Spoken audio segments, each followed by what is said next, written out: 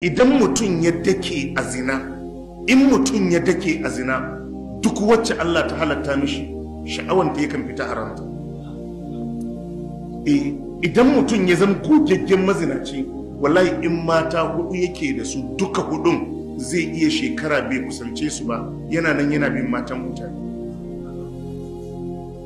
Tashi ta halal din ba zai sha'awanta ba. Haka idan mace ta yi nisa a maɗigo ko sha'awar namiji ba ta yi. Haka idan mutum ya yi zurfi a luwaɗi ko mace zai nema sai dai ya neme ta ta baya, amma ba zai yi sha'awanta yadda maza suke. To ba masifa ba ne?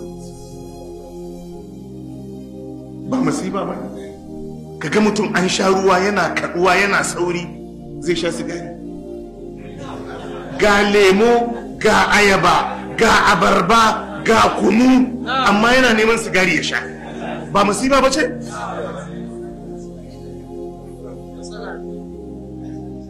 Haka ne. Shi yasa abu malam in laifi ne karka fara. In dai abu ba kyau karka sabar makanka shi, ka guje shi ka nisance shi.